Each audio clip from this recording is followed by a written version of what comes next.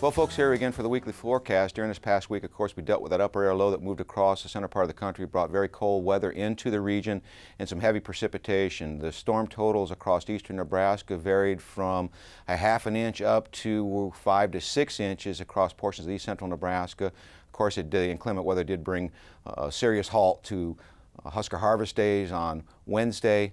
We had seen the cold air come in. We had a little bit of light accumulation snows reported across the panhandle, and temperatures right around that magical 32 to 30 degree mark.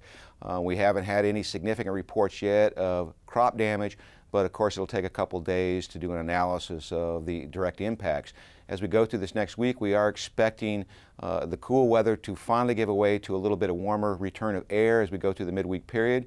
And of course, as that warm air increases, we may end up increasing our chances for precipitation. So let's take a look at the upper air models and see what we have going. And the one thing I'll draw your attention to is that we have this trough that's sliding across the northern plains. We're starting to get a westerly component in the upper atmosphere, so that will start to bring in warmer air. And this cold air, as it slides toward the east, will start to build a ridge into our region. So for today, pretty much mostly sunny conditions and rather cool, well below normal. But as we go into tomorrow, we're going to start to see that ridge trying to build. So some warmer air returns to the western part of the state. Most of the energy will remain north of us. So if we're going to see any precipitation clip the region, it's going to be in north central Nebraska late in the afternoon. And as we go into Monday, as that trough starts to deepen over the Great Lakes, we may see some scattered shower activity, particularly across eastern Nebraska. It doesn't look like any heavy precipitation, but enough to cause miserable conditions, at least the feel-like conditions. And as we go into Tuesday, we'll see the ridge building. So weak waves will continue to pass. If we're going to get precipitation, it's going to be very scattered, very light. It'll be over eastern Nebraska.